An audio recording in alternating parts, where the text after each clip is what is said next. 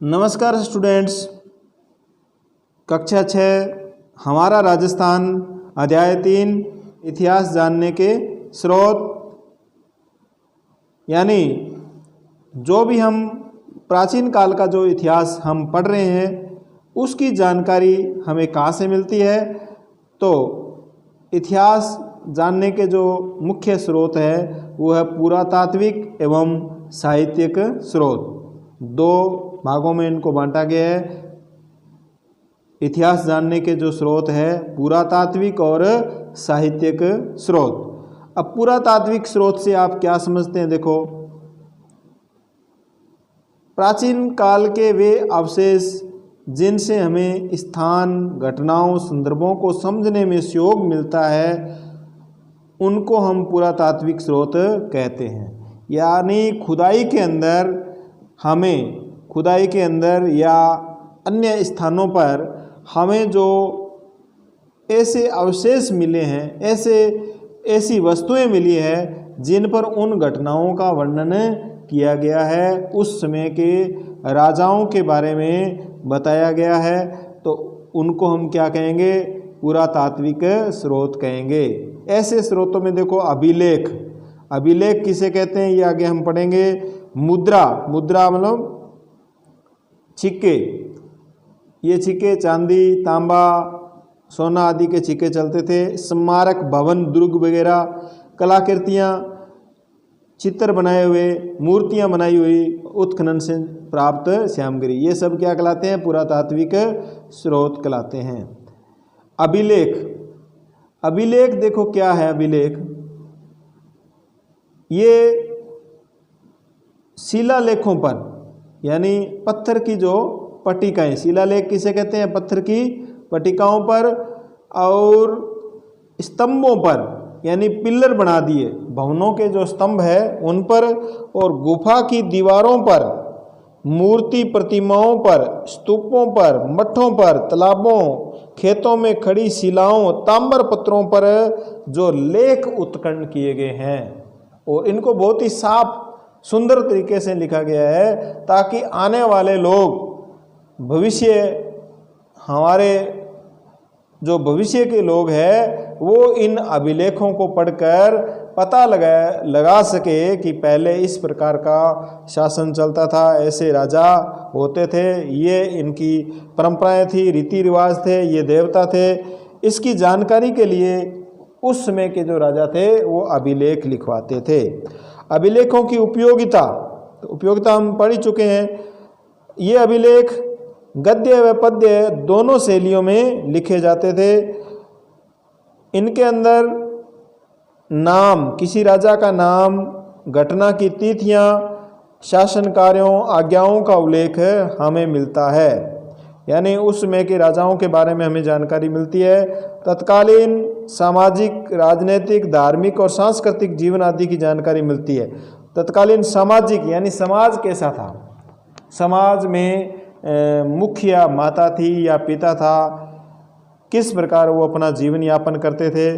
फिर राजनीतिक, उनका राजनीतिक सिस्टम क्या था, उनका जो प्रशासन है गांव का, जैसे हमारे यहाँ पंचायत है, उस प्रकार उस समय कौन सा गांव का जो शासन है वो कैसे चलता था। धार्मिक मतलब देवी देवता कौन कौन थे, कौन से देवता की वो पूजा करते थे। सांस्कृतिक जीवन का मतलब रहन सहन, खान पान, पहनावा आदि की जानकारी हमें किससे मिलती है? अभिलेखों से मिलती है। तो अभिलेख हमारे क्या काम आते हैं? हमें प्राचीन काल के राजाओं, रानियों, राजकुमारों के नाम, घटना की तिथि, शासन और उनकी आज्ञाओं, और उस समय की सामाजिक व्यवस्था, राजनीतिक व्यवस्था, धार्मिक व्यवस्था, सांस्कृतिक जीवन के बारे में हमें जानकारी मिलती है। प्रशंसा में लिखे गए अभिलेख को प्रशस्ति कहा जाता है। कुछ राजा है वो अपनी प्रशंसा में लेख लिखवाया करते थे, उसको क्या कहा जाता था? प्रशस्ति कहा जाता था। प्रमुख अभिलेख कौन कौन से हैं? देखो, हमें जो अभिलेख प्राप्त हुए हैं, जिनसे हमें जानकारी प्राप्त होते हैं, वो कौन कौन से अभिलेख है? नगरीय अभिलेख, ये याद रखना, नगरीय अभिलेख, कंसवा अभिलेख, घटियाला अभिलेख, किराडू का अभिलेख, नांदसा और बरनाला यूप अभिलेख, सोमाली शिलालेख आदि। राजस्थान की इनसे हमें धार्मिक व्यवस्था, यज्ञों के प्रकार, किस प्रकार यज्ञ होते थे, कितने प्रकार के यज्ञ होते थे, भूमि में द्रव्यदान, भूमिदान, राजनीतिक सीमा आदि की जानकारी प्राप्त होती है। गटियाला अभिलेख, प्रतिहारों और बिजोलिया शिलालेख चौहानों का इतिहास बताता है। यानी गटियाला अभिलेख जो प्राप्त हुआ है वो हमें किन की जानकारी देता है, प्रतिहारों की। अब प्रश्न पूछा जा सकता है प्रतिहारों की सूचना कौन सा अभिलेख देता है, तो गटियाला अभिलेख। चौहानों की इतिहास की जानकारी कौन देता है, बिजोलिया शिलालेख। और चीरवा का शिलालेख रावल समर सिंह के युग की जानकारी देता है। रावल समर सिंह रतन सिंह जी का पिताजी था, मेवाड़ का शासक राणा रतन सिंह या रावल रतन सिंह का पिताजी था कौन, समर सिंह। उनका जो शिलालेख है, उनकी जो जानकारी मिलती है वो चीरवा शिलालेख से मिलती है, तो ये आपको याद रखना है। फिर है स्मारक। स्मारक में देखो दुर्ग मुख्य क्या है स्मारक में, दुर्ग है चित्तौड़गढ़ का दुर्ग, जालोर, गागरोन, रणथंभौर, आमेर, मेहरानगढ़, तारागढ़, कुंभलगढ़। आज भी इन दुर्गों का महत्व है। इसके अलावा राजप्रासाद, महल, महलों से हमें बहुत सी राजाओं के बारे में जानकारी मिलती है, उनके इतिहास हम जान सकते हैं। फिर सार्वजनिक भवन है, स्नानागार, घर, विहार, मठ, चैत्य, स्तूप, मंदिर, समाधि, बावड़ी, कूप आदि के बारे में हमें जानकारी मिलती है। मुद्राएं, ये देखो मुद्राएं, ये सिक्के हैं चांदी, सोने, तांबा के मुद्राएं। मुद्राओं अथवा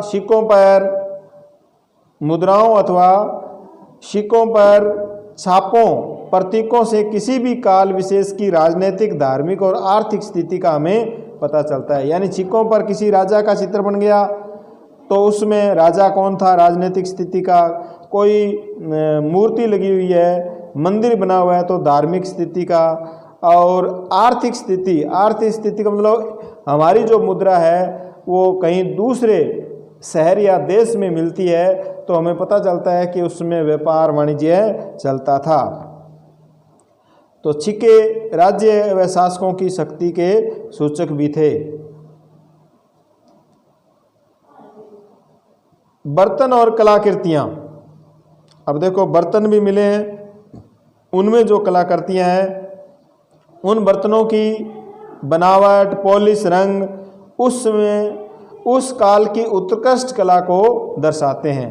यानी बर्तन है उन पर बनावट, यानी बर्तनों की बनावट, उन पर किया गया पॉलिश और खुदाई, वो हमें क्या बताते हैं, उस समय की उत्कृष्ट कला के बारे में बताते हैं। गणेश्वर, नीम का थाना, सीकर की ताम्र संस्कृति के अवशेष। गणेश्वर से हमें क्या मिलता है, गणेश्वर पहले देखना है गणेश्वर है कहाँ, ये नीम का थाना सीकर में। गणेश्वर कहाँ पर है, नीम का थाना सीकर में है। यहाँ पर ताम्र संस्कृति के अवशेष प्राप्त हुए हैं। जोधपुरा जयपुर, जोधपुरा कहाँ है, जयपुर में। भरतपुर से भी हमें ये अवशेष यानी ताम्र संस्कृति के अवशेष प्राप्त होते हैं। लाल मृदभांड आहड़ व गिलूंड से प्राप्त होते हैं। ये कौशल हमें देखने को यहाँ मिलते हैं। फिर है ताम्र पत्थर। अब देखो ताम्र पत्थर क्या है, तांबे के छोटे बड़े पत्थरों पर खोदे गए लेखों को क्या कहते हैं, ताम्र पत्थर कहते हैं। तांबे के छोटे बड़े पत्थरों पर खोदे गए लेख किसके बारे में, राजाओं के बारे में। राजा जो दान दिया करते थे, भाषा, परव, धर्म, भूमि के बारे में जानकारी इन पर लिखी जाती थी। नाप तोल के बारे में, दान के प्रकार के बारे में इन ताम्र पत्रों पर लिखा। ये देखो ये ताम्र पत्र है और इस पर उसमें का लिखा गया था और ये हमें खुदाई से प्राप्त हुआ है। साहित्यिक स्रोत वो थे पुरातात्विक स्रोत जो हमें खुदाई से प्राप्त होते हैं। साहित्यिक स्रोत जो साहित्य का मतलब ग्रंथ जिनसे हमें जानकारी मिलती है वो क्या कहलाते हैं? साहित्यिक स्रोत कहलाते हैं। साहित्यिक स्रोत, इतिहास जानने में साहित्य की भूमिका महत्वपूर्ण है। संस्कृत, हिंदी, राजस्थानी, उर्दू, फारसी में लिखा साहित्य प्रचुरता के साथ मिलता है। राजस्थान के प्राचीन इतिहास को जानने में वेद, पुराण, रामायण, महाभारत, बौद्ध एवं जैन ग्रंथों से हमें सहायता मिलती है। यानी ये देखो ग्रंथ, वेद, पुराण, रामायण, महाभारत, बौद्ध, जैन ग्रंथ, ये क्या कहलाते हैं? साहित्यिक स्रोत है। और कौन से ग्रंथ? देखो 12वीं शताब्दी के उत्तरार्ध में जानक द्वारा लिखा गया पृथ्वीराज विजय, जिसमें हमें चौहानों के बारे में जानकारी मिलती है। जानक लेखक का नाम है, पृथ्वीराज विजय ग्रंथ का नाम है, और इस ग्रंथ से हमें चौहानों की उपलब्धियों के बारे में जानकारी मिलती है। नैनचंद्र सूरी द्वारा लिखा गया ग्रंथ हमीर महाकाव्य, नैनचंद्र सूरी ने कौन सा ग्रंथ लिखा है? हमीर महाकाव्य। इससे हमें चौहानों के इतिहास की जानकारी मिलती है। अलाउद्दीन खिलजी की रणथंभौर विजय और उसकी उस समय की सामाजिक धार्मिक स्थिति के बारे में भी हमें हमीर महाकाव्य से जानकारी मिलती है। राजस्थानी साहित्य, अब राजस्थानी साहित्य देखो, पृथ्वीराज रासो ये चंद्रवरदाई द्वारा लिखा गया है, और अचलदास खींची की वचनिका, पद्मनाभ द्वारा लिखित कानड़ देव प्रबंध, बीकानेर के दलपत सिंह के द्वारा लिखित दलपत विलास, कौन सा विलास? दलपत विलास। अब पूछ लेते हैं भी दलपत विलास में किसका इतिहास लिखा गया है? तो बीकानेर के बारे में जानकारी मिलती है दलपत विलास में। वचनिक खिड़िया जग्गा की लिखित वचनिका का भी उल्लेख मिलता है। ख्यात, राजपूत राजवंशों की स्थापना, राजाओं का वंशक्रम आदि की जानकारी हमें ख्यात से मिलती है। राजपूत राजवंशों की स्थापना कब हुई, राजाओं का जो वंशक्रम है, कौन से राजा के बाद में कौन सा राजा आया, ये हमें ख्यातों से जानकारी मिलती है। जैसे नैनसिरी ख्यात, बांकीदासरी ख्यात, दयालदास की ख्यात। आप अगर RS मेन की तैयारी कर रहे हो तो उसमें आपको इतना ही दिया जाएगा ख्यात, बाकी अपने आप आपको लिखना है। तो ख्यात क्या चीज़ है और इसके उदाहरण आपको देने हैं। नैनसिरी ख्यात, बांकीदासरी ख्यात, दयालदासरी ख्यात, जोधपुर राज्य की ख्यात इतिहास जानने में सहायता हमें प्रदान करते हैं। फारसी, उर्दू, तवारीख इतिहास ग्रंथों में हमें विशेषतः मध्यकालीन राजस्थान का इतिहास समझने में मदद मिलती है। फिर कुछ यात्री भी हमारे यहाँ आए थे। देखो colonel James Tod, Gauri Shankar, Hirachand Ojha, Shyamal Das वगैरह ने भी कुछ ग्रंथ लिखे हैं, वो देखते हैं हम। Colonel James Tod annals and antiquities of Rajasthan, annals and antiquities of Rajasthan जो 1829 में इन्होंने लिखी थी। पश्चिमी भारत की यात्रा, बूंदी के महाकवि सूर्यमल मिश्रण द्वारा लिखित वंश भास्कर, वंश भास्कर के लेखक है सूर्यमल मिश्रण, और सूर्यमल मिश्रण कहाँ के हैं? बूंदी के जो राजा थे उनके दरबार में रहते थे। कौन? सूर्यमल मिश्रण। श्यामल दास का ग्रंथ है वीर विनोद, कौन सा है? वीर विनोद। बहुत सी प्रतियोगी परीक्षाओं में पूछा जाता है। वीर विनोद के लेखक है श्यामल दास। और विश्वेश्वर नाथ रेऊ कृत मारवाड़ राज्य का इतिहास, बहुत ही अच्छा क्वेश्चन। मारवाड़ राज्य का इतिहास किसने लिखा है? विश्वेश्वर नाथ रेऊ, ये आपको याद रखना है। इसके बाद में शब्दावली, अभिलेख किसे कहते हैं? ताम्रपत्र आदि पर खुदा हुआ लेख अभिलेख कहलाता है। उत्खनन खुदाई को कहते हैं। मृद भांड मिट्टी के बर्तन। अब देखो क्वेश्चन आपको कमेंट बॉक्स में उत्तर इनका लिखना है। वंश भास्कर के लेखक कौन है? बांकीदास, श्यामल दास, सूर्यमल मिश्रण, दयालदास।